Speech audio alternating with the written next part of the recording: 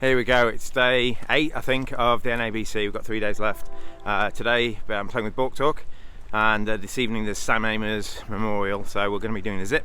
And more importantly, not only am I playing Borktalk today in my red suit, I'm playing with Matty B. Hi Matty B. Hello. In the zip later, and we're playing something called Groove is in the Heart. So if I can remember any hands as we're playing zip where we groove to something ridiculous, I will post them in the chat at some point today, although might be a bit harder to get time to talk about those sorts of hands. So today is the first day of the Roth Open Swiss Teams, which is a 3-day Swiss Teams event. It's going to be pretty tough, although the top 8 teams are still on the Vanderbilt, so you're starting the event without those. Matty B is playing on the McAllister team. Yep. Who's your other teammates again? The two Austrians? Two Austrians, Jovi and Sasha. Okay, and today I'm playing with Borktalk. Hi Borktalk. Hey, what's up? Today? Akol. Yeah! Playing with 5 week 2. So there's Miki. I think he's playing in the Roth Swiss teams with his Speedball team as well. Yesterday Nikki failed in the semi-final. She did really good to get there. Nikki and Ben and Jack and Avery. They lost by quite a bit, which it can be a bit disheartening, but I tell you what now, it's much worse to lose by like 5 imps or something like that. You feel much worse because any big decision you made during the day can nag on you. But the final of that event, D-Lev made it, so we're going to catch up with him later, see how he's going. He's playing the final today behind screens, and that's a 0 to 2500 mini spin gold. So yeah, we'll see what happens later. So today Bork and I are playing Akol. Akol is 4 card majors, nothing's forcing basically. We're playing a version of Akol that Cooper and I have kind of worked towards. So it's slightly different to basic Akol. We open the minor instead of the major, for example. We open different things with 4-4-1s, and so on. However, Bork and I are also doing something else unusual. So we're playing massively anti-field, in that all our 2-level bids are weak. So we're going to try. We've got no strong forcing opening bid. We either have to open one and hope it gets past. Sorry, hope it doesn't get past, or open game. So we'll see how that goes. But the idea behind it is we're just going to be very destructive at the 2-level. So all our 2-level bids are weak 2 suitors. So 2 clubs is 4-4 in clubs and another. Could be 4-5 or 5-4. 2 diamonds is diamonds and a major, weak. 2 hearts is both majors at least 4-4, weak. 2 spades is spades and a minor, weak with 5 spades. And 2N is weak with both minors. So I'll let you know how it goes. My guess is that some of these boards will have an appearance in the vlog later, because what you lose in losing your strong 2-club opening, you gain in the fact that a 7 count with 4-5 and 2 suits is way more likely than a strong 2-club opener, or even a weak 2 sometimes. Like if you're stringent on your weak 2s, how often do you actually get a weak 2 without kind of bending it a bit? You pick up loads of 5-4-3-1s, 5-4-2-2s, 4-4-3-2 weak hands all the time. So if the vulnerability is right and the suit quality is right, we're going to be opening these. We aren't just going to open all of them, but we are going to be aggressive when the colours are right or the suit quality is decent and things like that. So we'll see how that goes today. We're going to have a bit of fun. All our boards are going to be anti-field boards, so we'll see how we do. So we get to one hand and you pick up ace 9 to 4, 3 to the jack, ace queen 9, ace 3rd. And your partner opens 2 spades, which shows spades and a minor, weak, but he's vulnerable, so he won't be awful. The next one bids 3 spades. You didn't ask, but you guess it's some sort of Michael's bid. And you bid 4 spades. Seems sort of, you've got a strong no trump and partner's got 5 spades. This goes 5 clubs, pass, 5 diamonds. So you double that, because you've got ace, queen, 9 of diamonds in a strong hand. Then the next hand bids 5 hearts, pass, pass, and you double that. So you're defending 5 hearts doubled. Partner leads the king of spades, and dummy comes down with what you can see on the screen.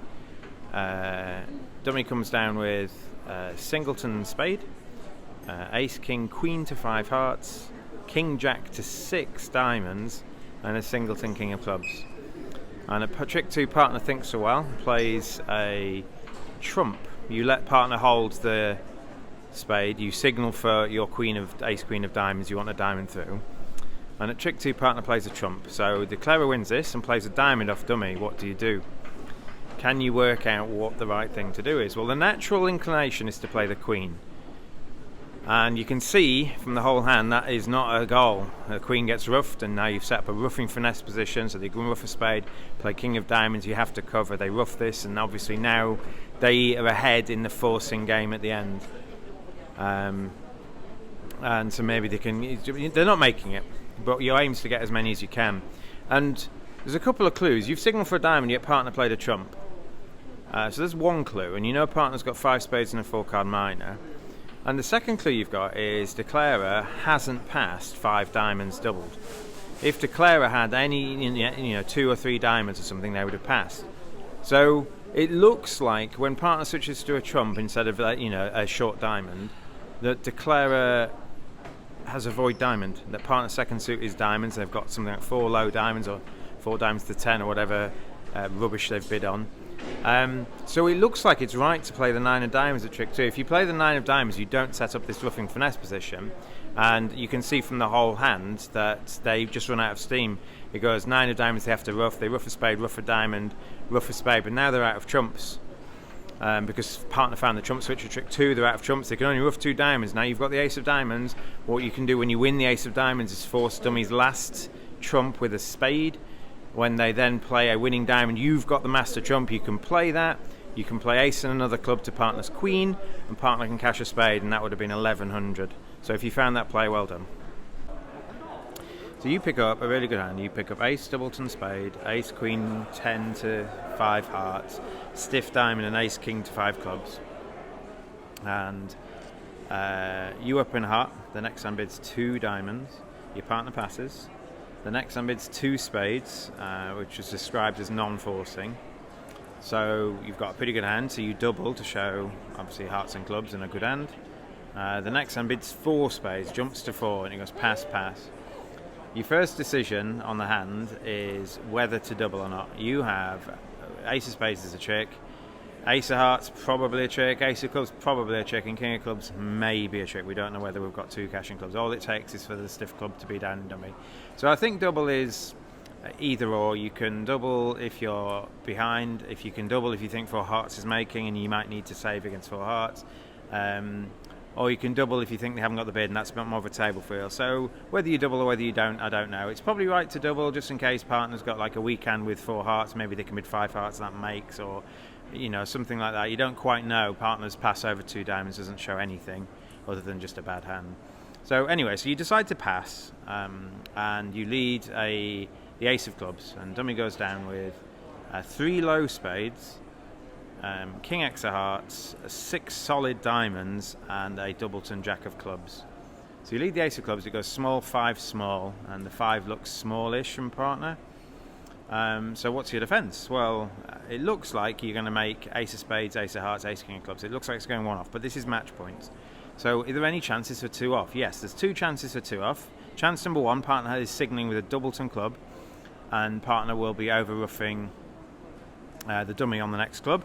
And then the second chance is that partner has the queen of clubs and they're signalling for the queen, in which case you can get a diamond ruff. You can switch to your singleton diamond, and when you get in with the ace of spades you can underlead your second club honor to get partner's queen in, and they get a ruff. Now that's a bit of a dangerous line to do, but anyway, you cater for both options. What you can do at trick 2 is play a diamond. So you play a diamond at trick 2 and dummy wins, and they play a spade to the jack and your ace. And now you've got a crossroads. You've got to decide which of the 2 methods is likely to result in 2 off. So you temporise by cashing the ace of hearts, and when you cash the ace of hearts, partner discourages.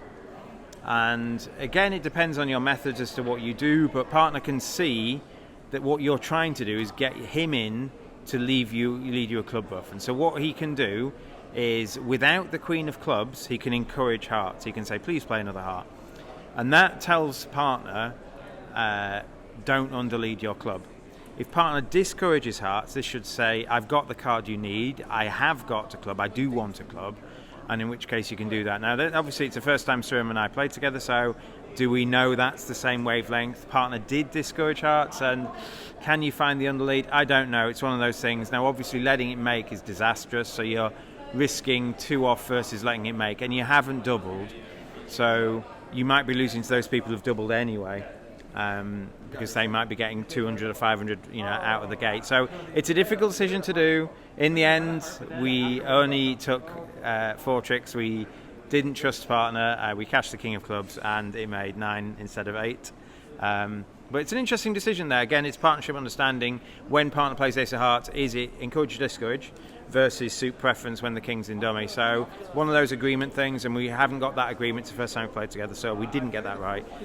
We just conceded 9. First session's finished. We got 53% on the bridge mates. I feel a bit better than that, so maybe we're slightly higher on the overall, but 53% in our section, so we've got work to do. So you pick up, I believe it was ace king 10 to 5, stiff ace, ace jack 1, king jack to 4, big hand. So if only the partner doesn't preempt in first seat. So partner bids 2 end to show at least 5-5 in the minors, although he's not vulnerable. It could be 5-4, and you to bid. We have agreed not a single bit of system over this, so shrug your shoulders and punt something. Now 5 ends a possibility, 6 clubs is a possibility, I suppose 6 ends a possibility, but not with a stiff ace of hearts.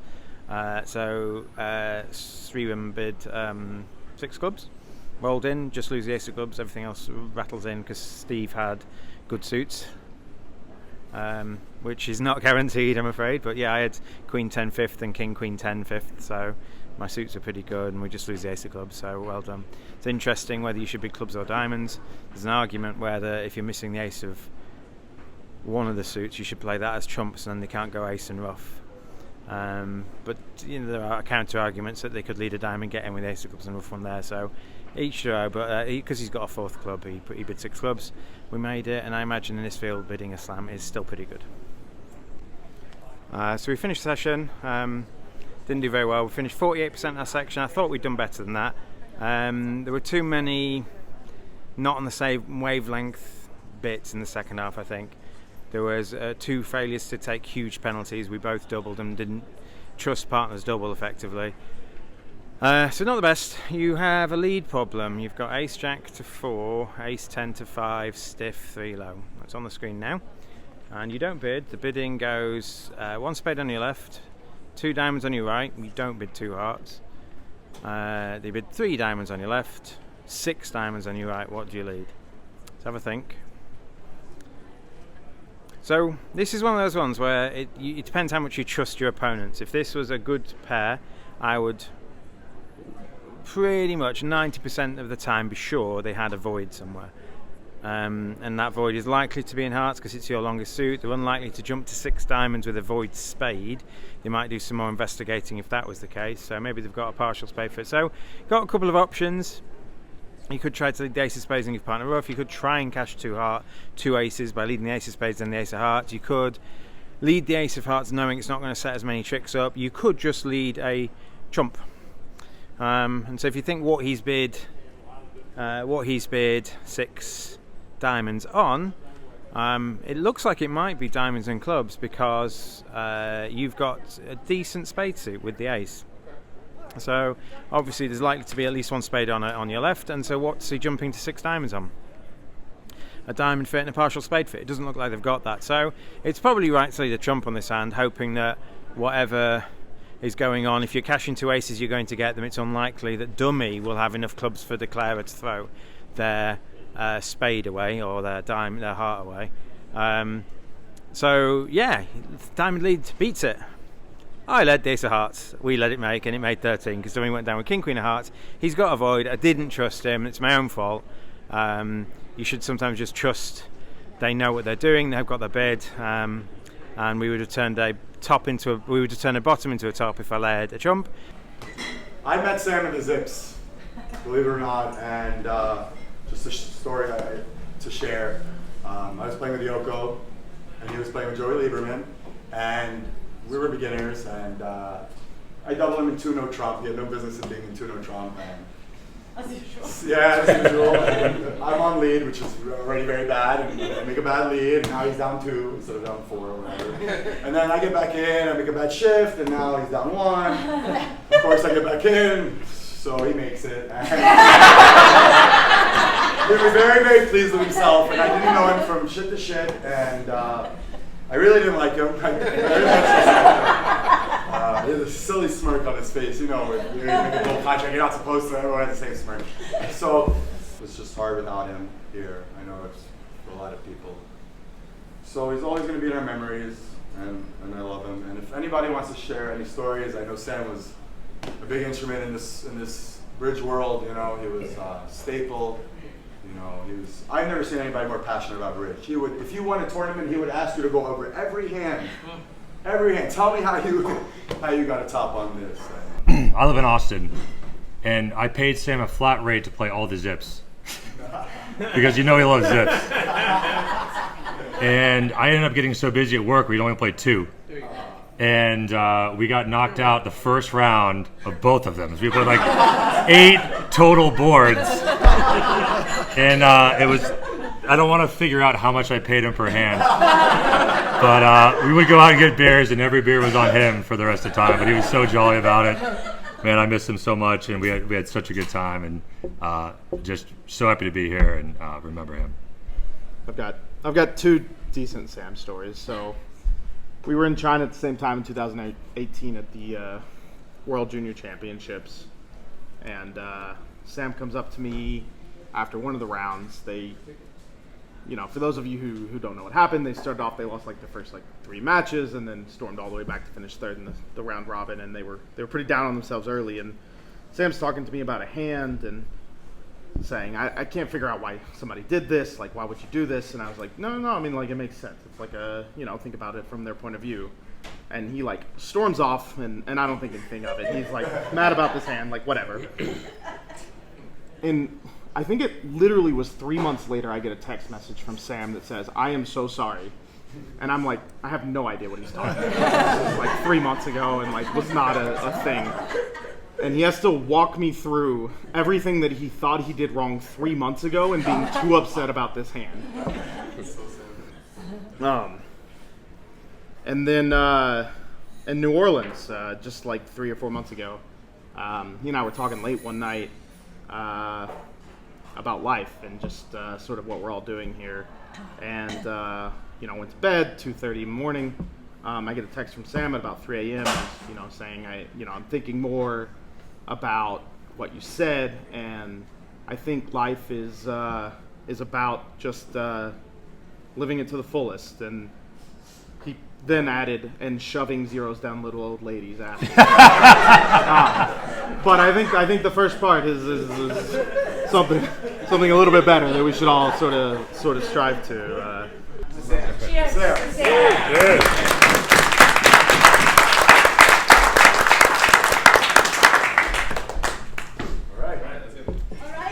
Go to the basement, all the way down. In 10 minutes, we're gonna. So that was the service. We're going down to the basement to play some zips. These are knockout team matches. Filthy and I are playing something called Groovers in the Heart, which is a system, was mocked up in the UK, got banned in the UK. It's a ridiculous system, and we're playing in a team with Cool Beans and Andy. So I'll let you know if there's anything interesting, but it being Zip, it's probably just going to be a lot of random bridge, so we're going to have fun. I hope you enjoyed that. So this is the Sam Amer Swiss, says Borktalk. If you just look around the room for just literally how many people. I think we've got, I don't know how many people we've got. We've got an absolute ton. We must have 40 teams or something like that. That's absolutely insane. We might have more than 40 teams. They had to turn people away because people kept coming and trying to register. Now, they're not all here for Sam Amer, but obviously this is the sort of event he thrived in, so absolutely crazy. We just lost our first match. There's Nicky taking a picture. Just lost our first match by 3 imps. Punts were made, but we are playing. It's actually not a knockout. It is a Swiss. So we've got 4 rounds of Swiss, half an hour round. Let's go. Just finished the zip. It was really fun. It was really good. We played 24 boards of groove. We opened one heart only 6 times. We didn't open it all in the last match, but we had some relay sequences. I think the only bidding misunderstanding was me not counting how many hearts I had. It wasn't really a bidding thing. I had my bid. Well, as in, I didn't. My intended bid was right. But we had this great auction. I'll put the hands up on the screen for you, and I'll try and explain what happens. It was just a relay auction, and the play was good as well. So. Looking at it from the photo, I've not bothered to do a hand record. North opens 1 spade, and that shows 16 plus, either balanced or with 1 or both minors. So I respond 2 clubs, which is a relay, which says it sets up a game force, and asks him what he's got. He then bids 2N, which should show 19 plus balanced, and he's got his 18 as a 19. So I bid 3 spades. I think we're playing chances there, but I just don't want to cloud the issue. In theory, Filthy, my 3 spades should be minus over 2N. I should transfer. Yeah. So anyway, so I bid 3 spades. We're on the same wavelength. That was natural. We hadn't got that far in the system notes, and so Filthy Q's 4 diamonds. I Q 4 hearts. He bids key card. I show none because I haven't got any, and he bids 6 anyway because obviously I've complied. And it's really interesting. If they lead a low club at trick 1, he's got to guess. What were you playing? Low club at trick 1? Yeah, he's playing the king, he says. Led the ace of clubs. Obviously, they didn't know what the auction is. I've shown 0-3. He grimaced or smiled or smirked or whatever he did. So it looks like maybe they're off to Q cashes or something. So they led the ace of clubs and switched to a diamond to the king. Now, how do you play it? So it's gone ace of clubs, diamond to the king. So what you do now is you try and rough dummies clubs. Your spades in dummy are really good. Jack 10, 9 to 5. They're good enough to draw trumps. So you can rough clubs with your ace, king, queen of spades. So what you do now is you play king of clubs. If everyone follows, it's almost cold now. You play king of clubs, rougher club. You play 1 top spade just to check they're not 5-0, in which case you'll need the heart finesse. When they're not, you rough a diamond low, rough a club high, heart to the king. Then you can draw trumps with dummies Jack 10, 9. Doesn't matter how they break at this point. And then cross back to your 2 red aces to throw the Jack of Hearts away. So well bid, well played. It was in our last match which we won. We won 2 matches, lost 2 matches, had a blast of a time. I believe this is going to be a yearly event in honour of Sam, so that's a really good thing. So if you want to play next year, come along. But please arrive on time because it was a mental start. I'll see you tomorrow.